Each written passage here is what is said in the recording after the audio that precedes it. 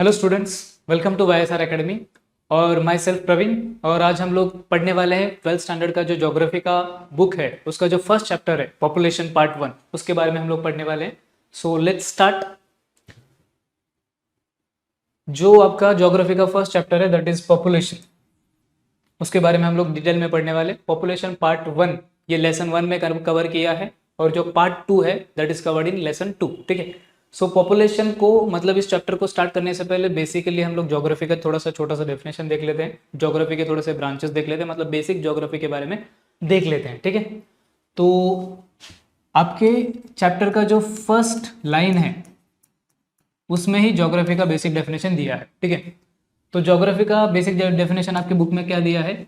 It studies humans and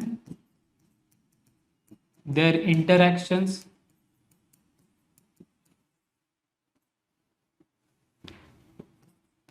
with their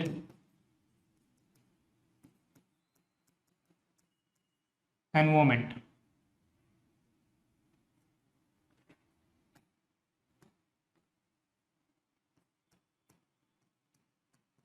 okay.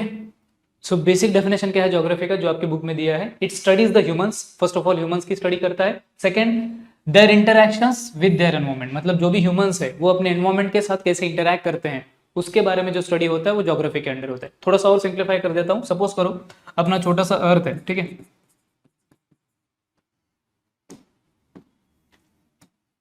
अभी ये जो अर्थ है इसमें एनवायरमेंट है,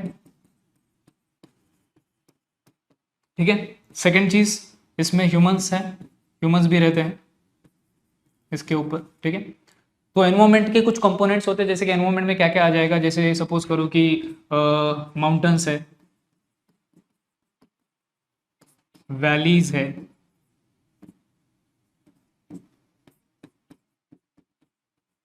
रिवर्स है, प्लेट्यूज है,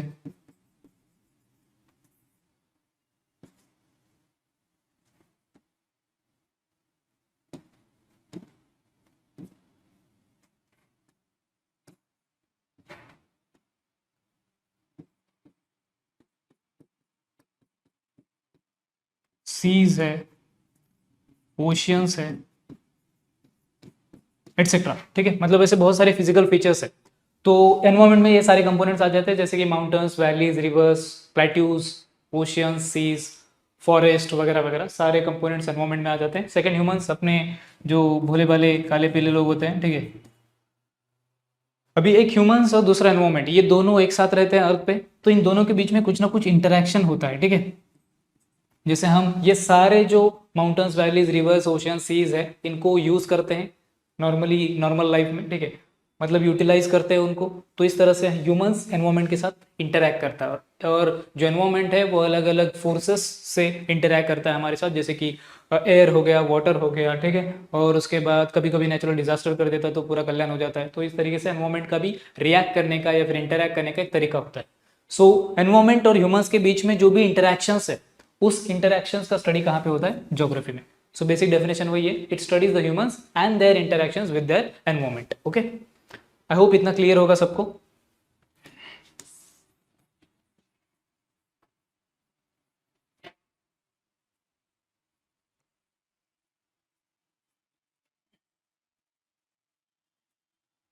उसके बाद थोड़ा सा और डिटेल में देखते हैं कि जो ज्योग्राफी है, ठीक है,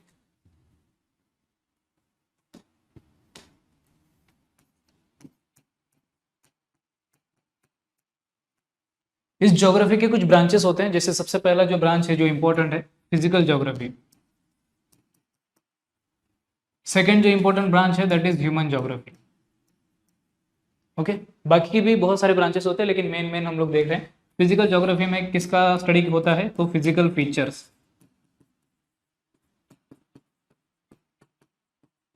फिजिकल फीचर जैसे कि हम लोगों ने अभी देखा कि माउंटेन्स, वैलीज, सीज, ओशियंस वगैरह वगैरह सारे फिजिकल फीचर्स है जो फिजिकली प्रेजेंट होते हैं अर्थ के ऊपर। ओके।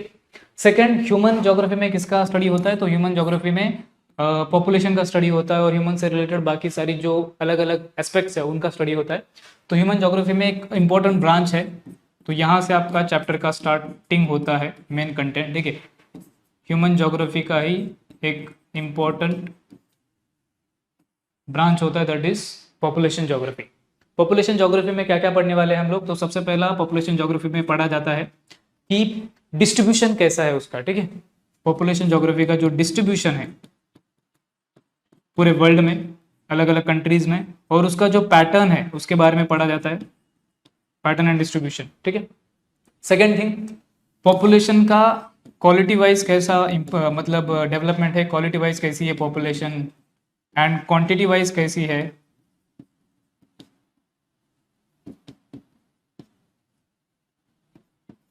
क्वांटिटी वाइज कैसी है, ठीक है। क्वालिटी वाइज मतलब उसका हेल्थ कंडीशंस कैसा है, एजुकेशनल लेवल कैसा है, उसके बाद फर्टिलिटी रेट क्या है, लिटरेसी रेट क्या है, वगैरह वगैरह। क्वांटिटी वाइज मतलब क्वांटिटी, कौन से कंट्री में कितना पॉपुलेशन है, कौन से कॉन्टिनेंट में कितना पॉपुलेशन है, वगैरह वगैरह, उसके बारे में पढ़ाया जाता है। थर्ड, पॉपुलेशन कैसे कंट्रीब्यूट करता है किसी भी कंट्री की इकोनॉमी में एंड किसी भी रीजन के रीजनल डेवलपमेंट में, ठीक है। रीजनल डेवलपमेंट मतलब किसी भी कंट्री में कितना वो कंट्री ग्रो करेगा वो डिपेंड करता है वहाँ के पॉपुलेशन पे, सिंपल सी बात है, ठीक है। जैसे इंडिया का एग्जांपल देंगे तो इंडिया में जो पॉपुलेशन है वो मेजॉरिटी जो पॉपुलेशन है वो 15 टू 49 ये कैटेगरी में आती है। मतलब एज के मामले में 15 टू 49 ये एज कैटेगरी में मैक्सिमम पॉपुलेशन आती है, ये यंग पॉपुलेशन है, इसलिए इंडिया को यंग कंट्री बोला जाता है। और हमारा जो कंट्री है उसकी population quality wise quantity wise बहुत ही प्रोडक्टिव है, इसलिए इंडिया का डेवलपमेंट बहुत फास्ट तरीके से हो रहा है, हम लोग देख सकते हैं, ठीक है। जल्द ही इंडिया भी डेवलपिंग कंट्री से डेवलप कंट्री भी बन सकता है आने वाले कुछ सालों में। सो ये इंडिया का एक पॉजिटिव एग्जांपल है। अगर नेगेटिव एग्जांपल देखेंगे तो अपना बाजू में जो खूंखार देश है पाकिस्तान, ठीक है, वहाँ का जो पॉपुलेशन है वो, वहाँ की गवर्नमेंट ही खतरनाक है, तो पॉपुलेशन की क्या बात करें। तो वहाँ के गवर्नमेंट ने नॉर्मली ज़्यादा वहाँ के एजुकेशन में, वहाँ के हेल्थ में ज़्यादा इन्वेस्टमेंट नहीं किया है, इसलिए आज देख सकते हो अगर गूगल पे सर्च करोगे तो भिखारी देश अगर आप सर्च करते हो तो अपना बाजू वाला जो पाकिस्तान है उसका नाम आ जाता है। सो वहाँ के पॉपुलेशन में ज़्यादा इन्वेस्टमेंट नहीं हुआ, वहाँ की पॉपुलेशन की क्वालिटी उतनी ज़्यादा बड़ी नहीं, इसलिए वहाँ का जो डेवलपमेंट है, जो इकोनॉमी है वो उतना स्ट्रांग नहीं बन पाया, ठीक है। तो अगर किसी कंट्री का इकोनॉमी स्ट्रांग बनाना है, रीजनल डेवलपमेंट करना है, तो पॉपुलेशन का सही होना quality wise quantity wise important होता है, ओके। सो आई होप इतना क्लियर होगा सबको। नेक्स्ट कुछ पाई चार्ट्स दिए हैं, ओके। यहां पे डिस्ट्रीब्यूशन ऑफ पॉपुलेशन बताया है पूरे वर्ल्ड में।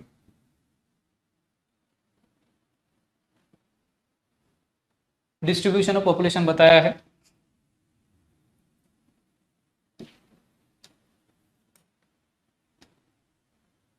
पूरे वर्ल्ड में, मतलब जो भी लैंड मास है, ठीक है, वो कौन से कॉन्टिनेंट में कितना लैंड मास है, कितना परसेंट ऑफ लैंड मास है, और कौन से कॉन्टिनेंट में कितना परसेंट ऑफ पॉपुलेशन है, उसके बारे में बताया है। तो हम लोग एक एक देखेंगे। सबसे पहला चार्ट देखते हैं। सबसे पहला, इसको स्टार्ट करने से पहले हम लोग देखते हैं कि पूरे वर्ल्ड में कितने कॉन्टिनेंट्स है और उनका लोकेशन कहाँ पे है, ओके। तो ये जो वर्ल्ड मैप है इसमें सबसे पहला ये वाला जो कॉन्टिनेंट है इसको एशिया बोलते हैं। उसके जस्ट बाजू में वेस्टर्न साइड में यूरोप है, उसके बाद यहाँ पे नॉर्थ अमेरिका, यहाँ पे साउथ अमेरिका, ओके। देन यहाँ पे अफ्रीका, यहाँ पे अंटार्कटिका और यहाँ पे ऑस्ट्रेलिया। ऐसे टोटल 7 कॉन्टिनेंट्स है वर्ल्ड में, Asia, Europe, north America, south America, Africa, Antarctica और ऑस्ट्रेलिया, ठीक है।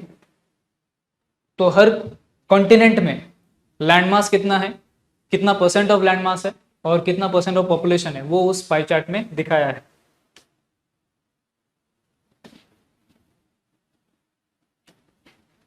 ओके। तो percent of total land mass अगर देखेंगे तो सबसे ज्यादा, ये पाई चार्ट देख के आपको समझ ही रहा होगा कि सबसे ज्यादा जो परसेंटेज यहाँ पे दिख रहा है दैट इज 29.20, मतलब ये जो कलर है वो इससे मैच करता है एशिया से। तो फर्स्ट नंबर पे लैंड मास के मामले में टोटल सबसे ज्यादा लैंड मास किस कौन से कॉन्टिनेंट में है, तो एशिया। सेकंड नंबर पे आप देख सकते हो ये वाला है, सो ये अफ्रीका से मैच करता है कलर, सो सेकंड नंबर पे ये। थर्ड नंबर पे देखो नॉर्थ अमेरिका है, फोर्थ नंबर पे साउथ अमेरिका है, फिफ्थ नंबर पे 9.20 ये मैच करता है अंटार्कटिका से, सिक्स नंबर पे यूरोप है और 7 नंबर पे ऑस्ट्रेलिया है, ओके। तो ये 7 कॉन्टिनेंट्स का जो लैंड मास है वो डिवाइड किया है इस पाई चार्ट में सबसे फर्स्ट नंबर पे एशिया है, सेकंड नंबर पे अफ्रीका है, थर्ड नंबर पे नॉर्थ अमेरिका, फोर्थ नंबर पे साउथ अमेरिका, फिफ्थ नंबर पे Antarctica, six Europe, seventh Australia. Then population का अगर देखेंगे तो पॉपुलेशन में सबसे ज्यादा पॉपुलेशन भी उसी कॉन्टिनेंट का है 59.65, मतलब फर्स्ट नंबर पे एशिया ही है पॉपुलेशन के मामले में। सेकंड नंबर पे अफ्रीका 16.96, थर्ड नंबर पे नॉर्थ अमेरिका है 9.69, फोर्थ नंबर पे साउथ अमेरिका है 8.40, उसके बाद फिफ्थ नंबर पे यूरोप है 4.75 और लास्ट ऑस्ट्रेलिया का कितना है 0.55, मतलब लेस देन 1% पॉपुलेशन ऑस्ट्रेलिया में रहता है। ठीक है, सो सबसे कम पॉपुलेशन ऑस्ट्रेलिया में। तो इतना क्लियर होगा आप लोगों को। तो उसके बाद उसके नीचे थोड़े से क्वेश्चन दिए, वो भी ट्राई करते हैं हम लोग। सबसे पहला क्वेश्चन है which continent has the least population. ठीक है, लीस्ट पॉपुलेशन कौन से कॉन्टिनेंट के अंदर है। तो यहाँ पे पॉपुलेशन का पाई चार्ट है, सबसे कम आपको किसका दिख रहा है 0.55, मतलब ऑस्ट्रेलिया। सबसे लास्ट नंबर 6 ऑस्ट्रेलिया है, तो उसका आंसर ऑस्ट्रेलिया हो जाएगा। Second, which continent has the least land mass and also the least population. ठीक है, तो लीस्ट लैंड मास मतलब सबसे कम लैंड मास कौन से किसका है, तो यहाँ पे ऑस्ट्रेलिया सबसे लास्ट नंबर, और सबसे लीस्ट पॉपुलेशन भी उसी का है 6 नंबर यहाँ पे। ठीक है, तो उस सेकंड वाले का आंसर हो जाएगा ऑस्ट्रेलिया, लीस्ट लैंड मास और लीस्ट पॉपुलेशन। उसके बाद थर्ड क्वेश्चन है which continent has the most land mass as well as the most of the population. सबसे ज्यादा लैंड मास कौन से कॉन्टिनेंट के पास है, फर्स्ट नंबर पे एशिया, वहां पॉपुलेशन के मामले में भी फर्स्ट नंबर पे एशिया, तो उसका आंसर एशिया हो जाएगा। लास्ट क्या है, which continent is missing in one of the pie charts and why.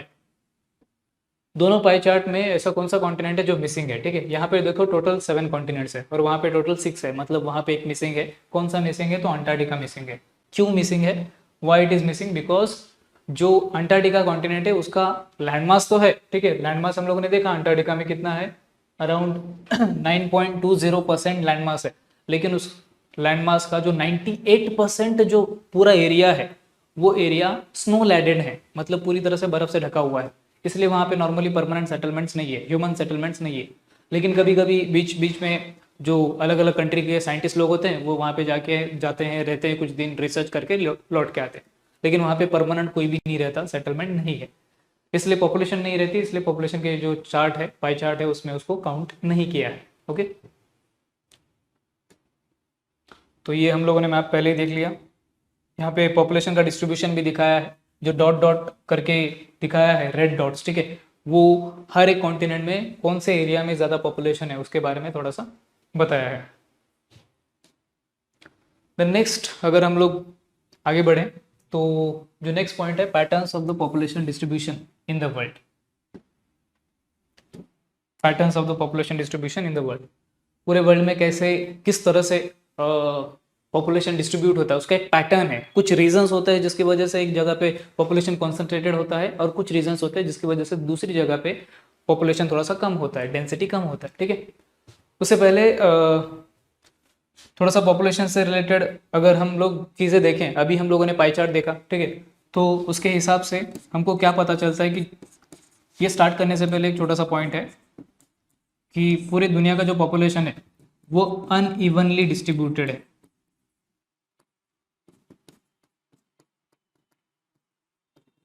मतलब ऐसा फिक्स नंबर नहीं कि एक कॉन्टिनेंट में 10%, दूसरे कॉन्टिनेंट में 10%, तीसरे कॉन्टिनेंट में 10%, ऐसा फिक्स नहीं है। ठीक है, अनइवनली डिस्ट्रीब्यूटेड है। ठीक है, कहीं पे ज़्यादा है, कहीं पे कम है, कहीं पे नहीं है, ऐसा भी है। तो 2019 के हिसाब से जब काउंटिंग हुआ था, तो 2019 के एस्टिमेट्स के हिसाब से पूरे वर्ल्ड में 7.7 बिलियन पीपल थे। ठीक है, मतलब अराउंड 770 करोड़ इतना पब्लिक था। अभी तो बढ़ गया रहेगा ऑफ कोर्स। ठीक है, उसके बाद किसी भी एरिया में पॉपुलेशन कितना रहता है, पॉपुलेशन का डेंसिटी कितना है, कितना डेंसली पॉपुलेटेड एरिया है, ये अगर हमको काउंट करना है तो उसका भी एक फॉर्मूला है, वो आप याद रखना और यूज भी कर सकते हो अगर उसके ऊपर क्वेश्चन आता है तो।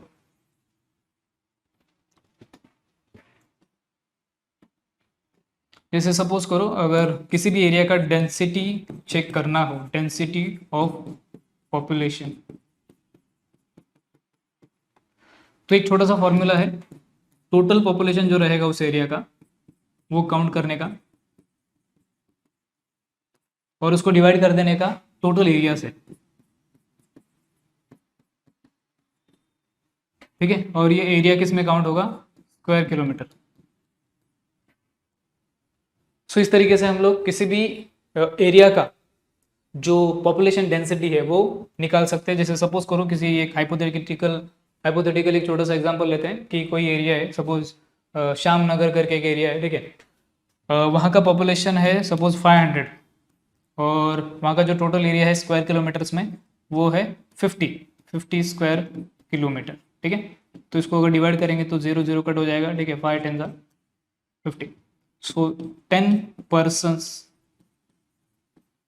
पर स्क्वायर किलोमीटर, ऐसा उसका पॉपुलेशन डेंसिटी निकलेगा, ठीक है। सो इस तरीके से पॉपुलेशन की डेंसिटी को काउंट किया जाता है। तो नेक्स्ट हम लोग देखते हैं patterns of the population distribution in the world, ठीक है। तो अपने पूरे वर्ल्ड में कुछ एरियाज ऐसे होते हैं जो स्नो कवर्ड है पूरी तरह से, ठीक है। और ये कहाँ पे पाया जाता है, नॉर्थ पोल और साउथ पोल, स्पार्सली पॉपुलेटेड। मतलब जो स्नो कवर्ड एरियाज रहते हैं वो स्पार्सली पॉपुलेटेड रहते हैं, मतलब वहाँ पे पॉपुलेशन कम रहता है, ओके। तो सपोज करो एक छोटे से डायग्राम से आपको बताता हूँ, ज़्यादा क्लियर होगा।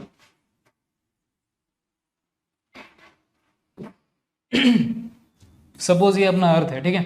तो अर्थ का जो ऊपर वाला पार्ट है ये वाला इतना पार्ट और ये जो नीचे वाला इतना पार्ट है, ठीक है। अपना अर्थ एक स्फेयर के जैसा है, एक सर्कल के जैसा है। तो ये जो ऊपर वाला पार्ट है इसको बोलते हैं नॉर्थ पोल और ये जो नीचे वाला पार्ट है इसको बोलते हैं साउथ पोल। ये पूरी तरीके से बर्फ से ढके हुए हैं, स्नो लैडन है, ठीक है। 12 महीने सालों साल तक पूरी तरह से स्नो से कवर्ड रहते हैं। इसलिए कभी कभी मतलब ग्लोबल वार्मिंग की वजह से मेल्ट भी होते हैं, लेकिन पूरा मेल्ट होने में बहुत टाइम है। तो ये स्नो लैडन है, ठीक है। यहाँ पे 6 महीने के लिए 6 महीने के लिए रात होती है और 6 महीने के लिए दिन होता है because of rotation of the earth, ठीक है।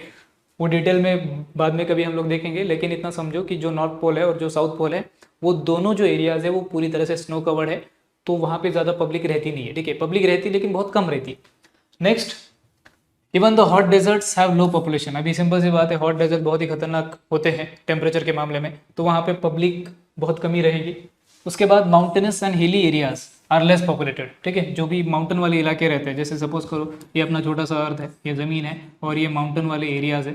तो माउंटेन वाले एरियाज में जो पब्लिक है वो कमी रहती है बिकॉज वहाँ पे एक तो एग्रीकल्चर नहीं कर सकते, एग्रीकल्चर करने के लिए प्लेन एरिया लगता है, वहाँ पे रोड्स वगैरह नहीं बांध सकते, ट्रांसपोर्टेशन के मीन्स नहीं क्रिएट कर सकते। और उसके बाद वहाँ पे थोड़ा सा मतलब कोई भी ऑक्यूपेशन करना भी थोड़ा मुश्किल हो जाता है, जिसकी वजह से वहाँ पे लोग कम रहते हैं। But coastal plains and coastal regions and plains, coastal regions मतलब क्या, कि जो किनारे वाले समंदर के किनारे वाले पार्ट्स होते हैं, जैसे अपना साउथ इंडिया, ऐसा जो साउथ इंडिया है यहाँ पे अरेबियन सी है, यहाँ पे बे ऑफ बंगाल है और यहाँ पे इंडियन ओशियन है, ठीक है। सो ये वाले जो कोस्टल पार्ट्स रहेंगे यहाँ पे ज़्यादा पॉपुलेशन रहेगा किसी भी कंट्री में। और प्लेन्स वाला जो एरिया रहता है, प्लेन्स हम लोग आगे देखेंगे पिक्चर्स वगैरह में, तो जो प्लेन एरिया रहता है पूरी तरीके से वहाँ पे भी ज़्यादा पॉपुलेशन रहता है बिकॉज वहाँ पे एग्रीकल्चर अच्छे से कर सकते हैं, ट्रांसपोर्टेशन अच्छे से हो सकता है और इंडस्ट्रीज भी बन सकती है, ठीक है।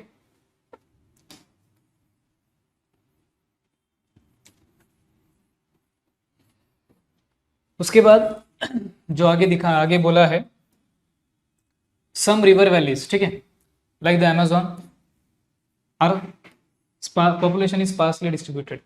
मतलब कुछ ऐसे रिवर वैलीज है, मतलब नॉर्मली जो रिवर वैलीज होती हैं, रिवर के आजू बाजू वाला जो भी ये होता है, क्या बोलते हैं उसको, एरिया होता है, वहाँ पे पॉपुलेशन ज़्यादा ही रहती है। लेकिन कभी कभी क्या हो जाता है कि किसी किसी रिवर का जो एरिया होता है उसके आजू बाजू वाला जो सराउंडिंग एरिया होता है वहाँ पे जो क्लाइमेटिक कंडीशंस है और बाकी के जो इन्वायरमेंटल कंडीशंस है उसकी वजह से वहाँ पे रहना थोड़ा सा मुश्किल हो जाता है। जैसे अपना जो अमेजोन है, अमेजोन रिवर के आजू बाजू में अमेजोन फॉरेस्ट है, वर्ल्ड का सबसे बड़ा फॉरेस्ट, ठीक है। तो वो फॉरेस्ट इतना ज़्यादा डेंस है, अगर मैप में देखेंगे हम लोग तो देखो यहाँ पे ये साउथ अमेरिका नाम का जो कॉन्टिनेंट है यहाँ से वो रिवर बहती है। एक मिनट,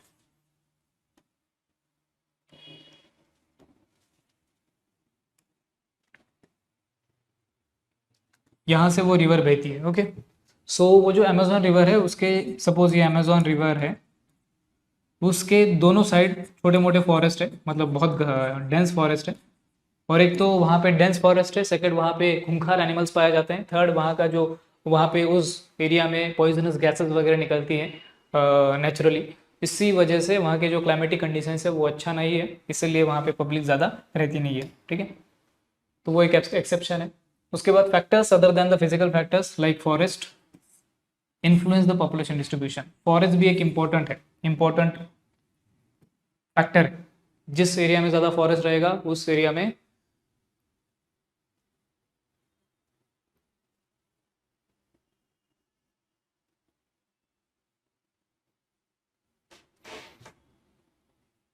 ओके जिस एरिया में ज़्यादा फॉरेस्ट रहेगा उस एरिया में नॉर्मली कम पॉपुलेशन रहती है, स्पेशली ट्राइबल पॉपुलेशन थोड़ी बहुत रहती है, लेकिन नॉर्मली जो नॉर्मल पॉपुलेशन है या फिर मैक्सिमम पॉपुलेशन नहीं रह सकती। आई होप इतना क्लियर होगा आप लोगों को। उसके बाद एक छोटा सा डबड़ा दिया है। ये जो डबड़ा है, डबड़ा मतलब टेबल है, ठीक है। यहाँ पे क्या बताया आपको कि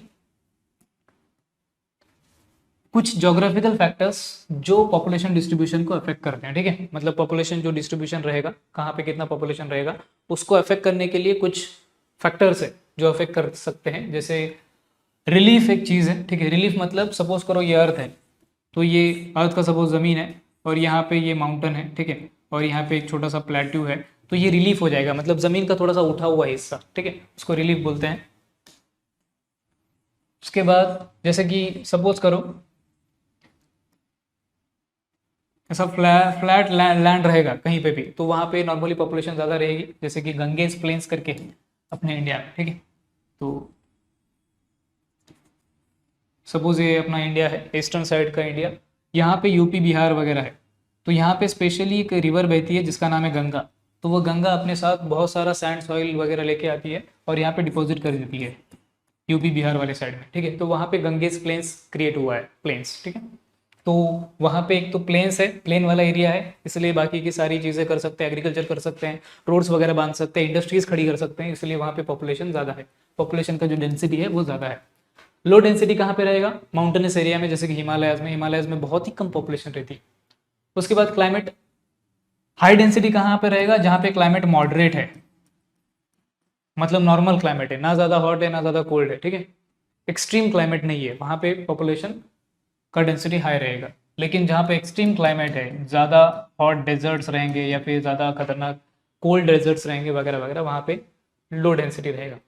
उसके बाद जो नेक्स्ट है that is availability of resources. किसी भी एरिया में अगर रिसोर्सेज ज़्यादा मिलते हैं, water resources, mineral resources, forest resources, तो वहाँ पे पॉपुलेशन का हाई डेंसिटी रहेगा। अगर वो सारे रिसोर्सेज कम मिलते हैं या फिर नहीं मिलते हैं तो वहाँ पे लो डेंसिटी रहेगा। उसके बाद इकोनॉमिक फैक्टर जैसे कि business and financial centre. Tokyo में, मतलब टोक्यो एक ऐसा सिटी है जो जापान में है, तो टोक्यो में, टोक्यो एक फाइनेंशियल सेंटर है, बिजनेस के हिसाब से बहुत इंपॉर्टेंट सेंटर है, इसलिए वहाँ पे डेंसिटी बहुत ज़्यादा है। इतना ज़्यादा पॉपुलेशन हो गया वहाँ पे उस टोक्यो में, और टोक्यो सिटी में, कि वर्ल्ड का सबसे पॉपुलेटेड सिटी वही बन गया था। इसलिए वहाँ की गवर्नमेंट को एक रूल लाना पड़ा कि आप टोक्यो छोड़ के दूसरे हिस्से में जाके बसो, ठीक है, मतलब जापान के दूसरे शहरों में जाके बसो, गाँव में जाके बसो, क्योंकि बहुत ज़्यादा पॉपुलेटेड हो गया है। तो उनको इंसेंटिव्स देना पड़ रहा है अभी टोक्यो से पब्लिक को हटाने के लिए, इतना ज़्यादा वो हाई डेंसिटी हो गया था बिकॉज ऑफ इकोनॉमिक फैक्टर। और जहाँ पे लो इकोनॉमिक ग्रोथ होता है, जैसे कि लुइसानिया करके एक छोटा सा एरिया है, वहाँ पे पॉपुलेशन बहुत कम है क्योंकि वहाँ पे इकोनॉमिक ग्रोथ उतना ज़्यादा है नहीं। उसके बाद सोशल फैक्टर्स। जिस एरिया में सोशल हार्मनी रहता है, मतलब सब लोग मिलजुल के रहते हैं, जैसे अपना इंडिया, ठीक है, तो वहाँ पे पॉपुलेशन डेंसिटी ज़्यादा ही रहेगा। लेकिन जिस एरिया में सोशल फैक्टर अच्छा नहीं रहता, हमेशा मारामारी झगड़ा या फिर कम्युनल हेट्रेड वगैरह वगैरह मैटर्स वगैरह जो होते हैं, मतलब नेशनल लेवल पे, स्टेट लेवल पे, रीजनल लेवल पे, तो वहाँ पे पब्लिक ज़्यादा नहीं रहेगी, ठीक है। जैसे कि अफ़गानिस्तान, यहाँ पे अफ़गानिस्तान, इसको हम लोग शॉर्ट में लिख रहा हूँ, अफ़गानिस्तान, वहाँ पे लो डेंसिटी है बिकॉज ऑफ सोशल फैक्टर्स अच्छे नहीं है, और इंडिया में हाई डेंसिटी है बिकॉज सोशल फैक्टर अच्छे हैं, ठीक है। कुछ गलत चीज़ें भी हैं इंडिया में, लेकिन नॉर्मली मैनेज किया जाता है। उसके बाद गवर्नमेंट पॉलिसीज़ की बात करेंगे तो ऐसा कंट्री जहाँ पे, या फिर ऐसा एरिया जहाँ पे गवर्नमेंट पॉलिसीज़ बहुत अच्छी होंगी, वहाँ पे हाई डेंसिटी रहेगा। ऐसा एरिया या फिर ऐसा कंट्री जहाँ पे गवर्नमेंट पॉलिसीज़ बहुत बेकार रहेंगी, ठीक है, जैसे जो पाकिस्तान है अपने बाजू वाला, वहाँ पे जो गवर्नमेंट पॉलिसीज़ होती है, या फिर कुछ इस्लामिक स्टेट्स में, ऐसा नहीं कि सारे स्टेट्स में या फिर सारे कंट्रीज़ में, कुछ कंट्रीज़ है दुनिया में जहाँ पे थोड़ा सा जो लॉ है वो बहुत ही स्ट्रिक्ट है, ठीक है, गवर्नमेंट पॉलिसीज़ बहुत ही स्ट्रिक्ट है, तो वहाँ पे लोग नॉर्मली कम रहना प्रेफर करते हैं और दूसरी कंट्रीज़ में जाके सेटल होते हैं। नेक्स्ट है कल्चरल फैक्टर। कल्चरल फैक्टर एक इंपॉर्टेंट है, जिस कंट्री में आपका सारे कल्चर्स को इक्वल ट्रीटमेंट मिलता है, जैसे कि इंडिया, ठीक है, यहाँ पे ईद भी मनाया जाता है, दिवाली भी मनाया जाता है, होली भी मनाया जाता है, महावीर जयंती भी मनाया जाता है, बुद्ध पूर्णिमा भी मनाया जाता है। सो अलग अलग सारे, मतलब क्रिसमस भी मनाया जाता है। सो ऐसे सारे कल्चर्स को इक्वल रिस्पेक्ट दिया जाता है। तो अपना इंडिया बहुत ही खूबसूरत है, इसलिए यहाँ पे डेंसिटी पॉपुलेशन का हाई ही रहेगा। लेकिन कुछ कंट्रीज ऐसी रहती है जहाँ पे कल्चर के नाम पे सिर्फ उस कंट्री का जो मेन रिलीजन है या फिर मेन जो कल्चर है उसी को ज़्यादा प्रमोशन मिलता है और बाकी कल्चर वालों को ज़्यादा थोड़ा सा इन्फीरियोरिटी दिखाया जाता है, ठीक है। सो ऐसे कंट्री में ज़्यादा डेंसिटी नहीं रहेगा पॉपुलेशन का। आई होप इधर तक सबको क्लियर है। देन आगे बढ़ते हैं। अभी फिजिकल फैक्टर्स जो अफेक्ट करते हैं पॉपुलेशन को वो देखने वाले हम लोग, ठीक है।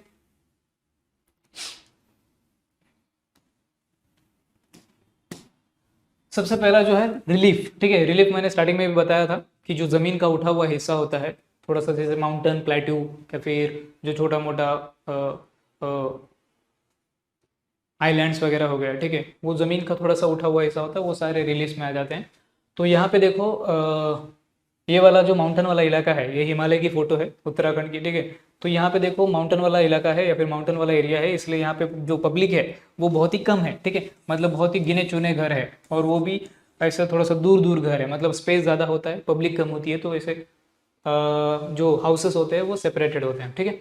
उसके ऑपोजिट अगर ये वाला एरिया देखेंगे हम लोग, तो ये पूरा का पूरा प्लेन एरिया है, प्लेन्स वाला एरिया है, पूरा प्लेन एरिया है, इसलिए यहाँ पे पब्लिक ज़्यादा रहेगी, ठीक है।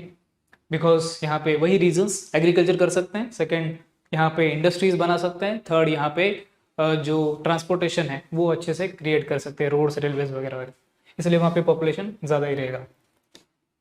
उसके बाद क्लाइमेट भी एक इम्पॉर्टेंट फैक्टर है जो डिटरमाइन करता है कि किसी भी एरिया में कितना पॉपुलेशन रहेगा। तो हॉट डेजर्ट्स जैसे कि यहाँ पे दिखाया है, हॉट डेजर्ट्स और कोल्ड डेजर्ट, ये दोनों ही एक्सट्रीम क्लाइमेट को डिनोट करते हैं। हॉट डेजर्ट बहुत ज़्यादा एक्सट्रीम होता है क्लाइमेट, वहाँ का टेम्परेचर बहुत ज़्यादा होता है। यहाँ पे अपना नॉर्मल एरिया में 40 डिग्री से भी ऊपर अगर टेम्परेचर चला जाता है तो अपना कल्याण हो जाता है, ठीक है। तो ऐसे यहाँ पे तो डायरेक्टली 50 प्लस 60 प्लस ऐसा भी टेम्परेचर जाता है किसी किसी डेजर्ट में। कोल्ड डेजर्ट एक्सट्रीमली कोल्ड रहता है, माइनस में भी वहाँ पे टेम्परेचर जा सकता है, जहाँ पे ह्यूमन सर्वाइवल थोड़ा सा मुश्किल हो जाता है। तो यहाँ पे नॉर्मली पॉपुलेशन का डिस्ट्रीब्यूशन बहुत ही कम रहेगा या फिर नहीं रहेगा। इन दोनों के बीच का जो मार्ग है, मतलब एक्सट्रीम के बीच में एकदम एक्सट्रीम क्लाइमेट जैसे कि हॉट डेजर्ट, कोल्ड डेजर्ट, या फिर एकदम लो लेवल का सीजनल वेरिएशन, इन दोनों के बीच का जो क्लाइमेट है दैट इज मॉडरेट क्लाइमेट। और मॉडरेट क्लाइमेट वाले एरिया में ज़्यादा से ज़्यादा पॉपुलेशन रहती है, जैसे कि यहाँ पे यूरोप के साउथ में और अफ्रीका के नॉर्थ में यहाँ पे एक छोटा सा सी है, ठीक है, उसको मेडिटेरेनियन सी बोलते हैं।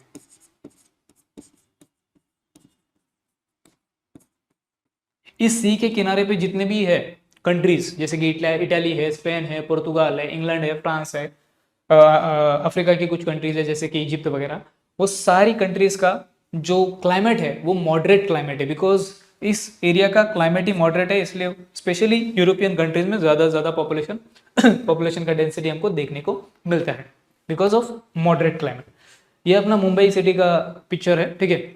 यहाँ पे भी मॉडरेट क्लाइमेट है, ठीक है, नॉर्मल क्लाइमेट है, ज़्यादा हॉट भी नहीं है और ज़्यादा कोल्ड भी नहीं है, इसलिए यहाँ पे भी पॉपुलेशन बहुत ज़्यादा है। इवन टॉप 10 पॉपुलेटेड सिटीज़ में मुंबई एक है, ओके।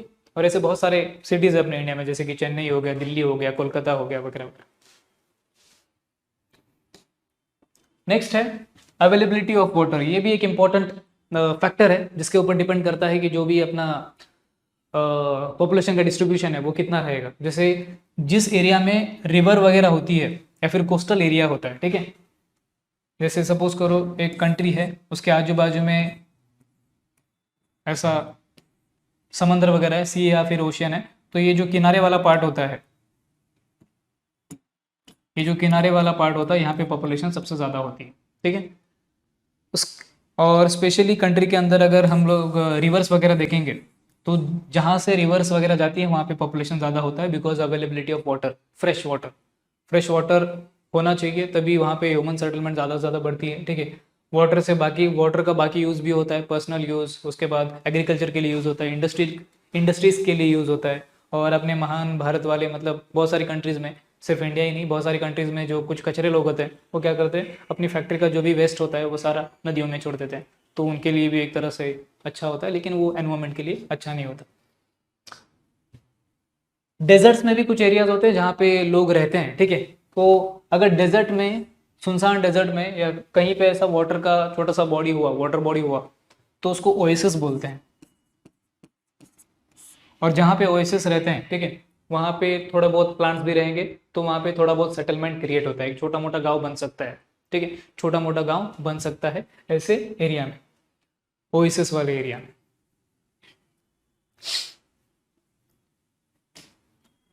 नेक्स्ट जो फैक्टर है, जो कि आज के लेक्चर का लास्ट फैक्टर है, सॉइल्स। सॉइल नाम का जो फैक्टर है वो बहुत ही इंपॉर्टेंट है, बिकॉज सॉइल के ऊपर भी डिपेंड करता है कि किस एरिया में कितना पॉपुलेशन रहेगा। ठीक है, अगर हम लोग इंडिया की बात करेंगे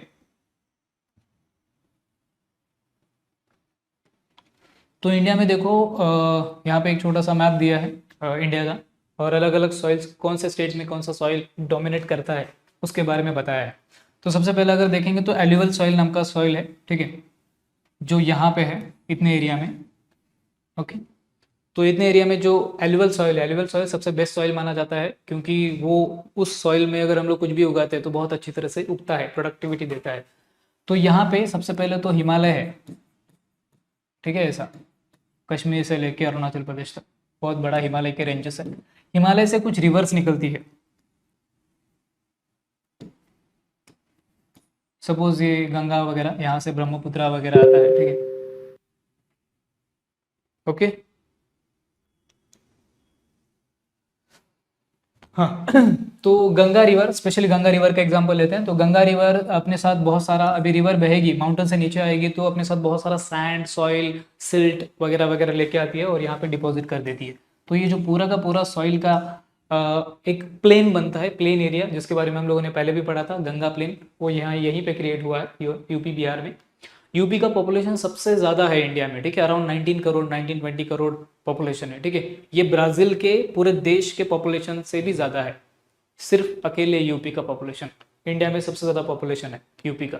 उसका रीज़न है, सबसे पहला रीज़न, वहाँ पे वाटर अवेलेबिलिटी बहुत ज़्यादा है। यहाँ से गंगा रिवर बहती है यूपी से। ठीक है, और गंगा की छोटी मोटी ट्रिब्यूटरीज वहाँ से बहती है, तो वाटर अवेलेबिलिटी बहुत ज़्यादा है, फर्स्ट थिंग। ठीक है,